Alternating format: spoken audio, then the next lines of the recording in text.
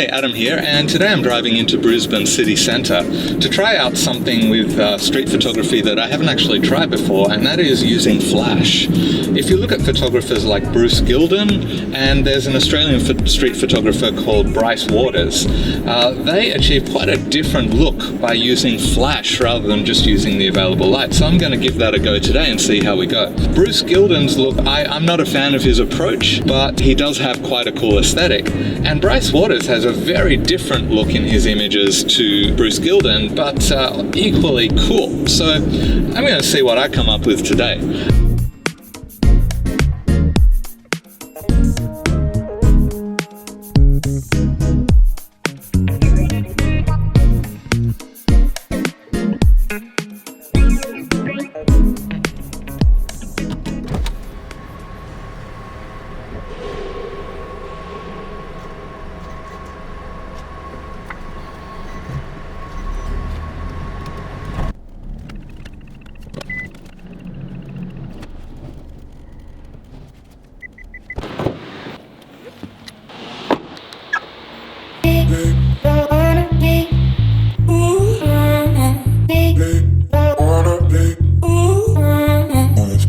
Okay, so I'm in the city now, and the plan is to use my X Pro 2 with this Nissan remote controller and this flash in my hand. So I'm going to put it off to the side so that I get a light coming in, not straight from where the camera is shooting, but also coming in from the side, so it creates more interesting shadows. So we'll see how it goes.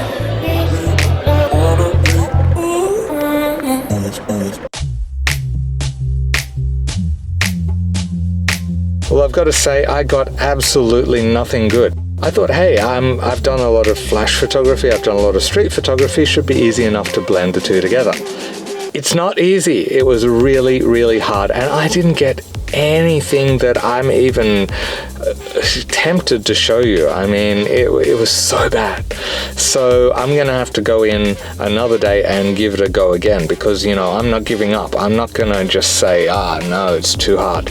No, nothing is too hard. You just got to try a bit harder. So that's what I'm going to do. So, all right, so it's the next day, and I'm going to go into the city and try it again. But this time Jade's got the car, so I got to take the bus.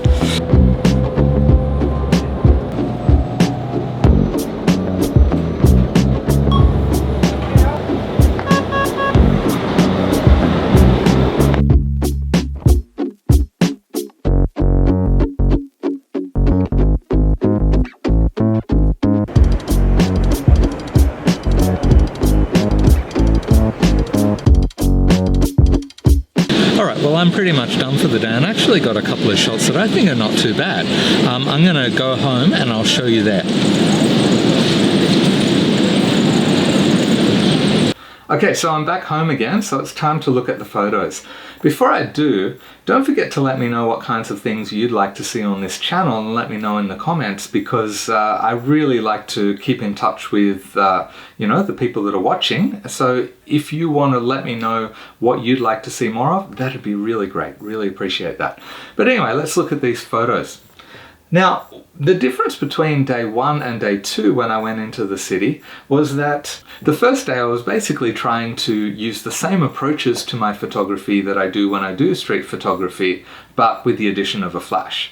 And that just really didn't work. Normally, I'm drawn to the naturally occurring light, so I kind of visualize the scene. I look at the shadow and the light and the contrast and visualize how things are going to look, and then wait for people to complete that composition. But when you're using the flash, it kind of changes everything, because you've got this extra quite bright light into the equation. And so I thought, well, how can I change my approach to really suit doing it with the flash a little bit more? And I thought, okay, well, I might go for a particular look of photo. And so what I decided to do was to go for photos where I used a longer shutter speed, so that there was a natural blur, motion blur to the picture, or even blur from the camera moving, and then use the flash to just freeze a moment within that scene, within that blur and energy and movement. So I thought, okay, that's what I'm going to do. And the other thing is that I like to be very, very deliberate in my composition. So I want to know exactly how everything's going to sit within the frame. I thought, okay, well, what I might change here is that I might get a little bit looser with that side of things and just kind of, you know, shoot from the hip a little bit more, or just kind of take the viewfinder away from my eye, just to make it a little bit easier for my first time, well, in this case the second time, actually doing that photography. So two things I changed was I put it down to a slower shutter speed, around 1/15 of a second, so that I could get that motion blur. I bumped up the flash power to full power so that I could have it at a longer distance from the subject without kind of blasting it right in their face. And I did shoot it from down low so that most of the time they didn't even really notice the flash was going off. So it's not really bothering people either. And what they did notice was the camera itself. And the other thing was just kind of being a bit looser with kind of aiming the camera in people's general direction, and firing away. But, you know, I did struggle with that a little bit, but let's look at the photos to kind of demonstrate those things. Okay, so this photo is the one that I took when I was just still getting my settings right. I wanted to darken down the scene a little bit, but I feel that I went a little bit too far in this one. I didn't want the surroundings to be quite as dark as it was here. So this was basically just a test shot as somebody walked by, but I kind of like the moment. The composition's not perfect, but for the first shot of the day, just one that I was actually taking just to get my light levels right, you know, I don't mind it. One thing that I discovered very quickly, as I did increase my exposure a little bit so the background wasn't quite so dark. So I found I was getting a little bit more of the surroundings in now, and I did like the movement that the slow shutter speed brought when I did move the camera as I was shooting a little bit. Also, an important point is that I used rear curtain sync for the flash. So basically, when the camera started letting the light in, the flash didn't fire until just a moment before it closed down again. And so that basically gives a better effect when you're combining motion with freezing the time with the flash. So, okay, so I had rear curtain sync going, and I was getting a better exposure from my shutter speed, and I was happy with the brightness of the flash as well where I was holding it. So yeah, this is a photo where I'm like, okay, well, I think all the settings are good now, so I just need to find the right moments. However, one thing that I noticed in the next photo was that I needed to be very mindful of bright areas in the background, because the person illuminated with the flash is not really likely to outshine the daylight, so the daylight's actually going to come through more than the person. So I needed to make sure with my composition and when I was working out where people would be, that they weren't really, important parts of them weren't going to be in front of a bright area of light. That's what you can see here with this guy's face, and they've got this really bright area of light, and that kind of just messes things up a little bit. Not that it's a great photo anyway. I didn't mind this one when it happened. You know, I had a bit of action, a bit of something happening, but it still I didn't really connect with it. But then this one, I actually saw a guy across the street on Adelaide Street, and I thought, that guy looks cool. He was you know, not a young guy, but he had this bright, long red hair, and I thought, oh, that's so cool. I want to try and take a photo with that guy. So I actually crossed the road and then walked faster and overtook him, and then turned back around as he was walking towards me, and I took this shot. And I gotta say, I kind of like it. You can see where the bright bits of the building behind do kind of, you know, it's a bit weird here around this part of his head, but I think it's a cool kind of image.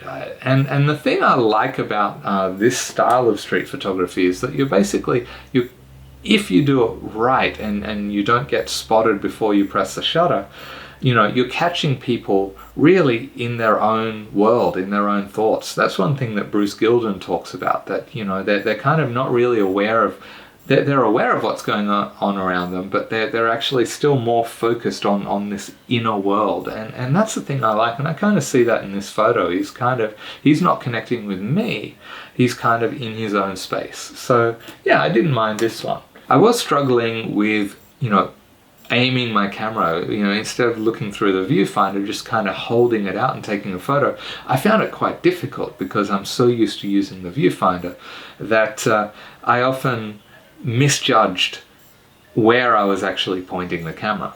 So this one here is a good example of it, where I didn't make a good composition, and you know, even if I had, it still wouldn't have been an amazing photo. But yeah, this shows that I was actually struggling with aiming the camera when it's not to my eye. So that was, you know, something that I think I might, you know, work on a little bit more. And that's the thing. The reason I did this was that it's a really good thing when you feel like you're kind of set in your ways and stuck in a rut. It's really good to just get out and try something completely different from what you usually do. And that's what I was doing here. I was just trying something completely fresh so I could kind of, you know, expand my repertoire, but also develop new skills so that, you know, things didn't get stagnant. I may not have come away with any amazing photos. I mean, this one here is, you know, it was quite sharp, and I was quite pleased with the way that the flash really froze that moment of him, this guy moving through the street. Although I spoke with him after I took this shot, and he was quite confused about why I would want to take pictures of random people in the street. But, you know, he was fine with it, but he didn't quite get it. So yeah, so for me, this one isn't an amazing photo, even though things are quite sharp and clear and crisp, and you've got the movement, the combination of the movement and that sharpness. But still, there's something missing. I'm looking for something a bit more emotive, a bit, you know, that's something that you might not necessarily even understand, but you feel it, that there's just some connection that comes when you see the photo. So far, I hadn't really gotten that.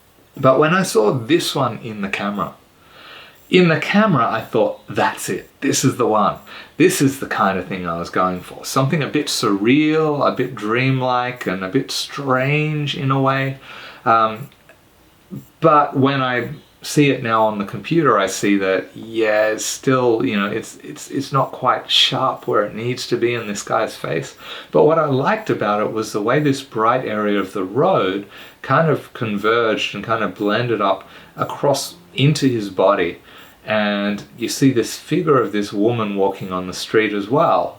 And he's kind of dividing this street with the footpath area here that goes back behind him, and he's kind of like a barrier between these two worlds. And I don't know, there was just something about it that got me a little bit excited and thought, yeah, here's something I could explore a little bit more. So yeah, it's, you know, it's not perfect and it's not an amazing image, but this is the kind of thing that kind of unlocks ideas that, yeah, here's something to play with, here's something to experiment with.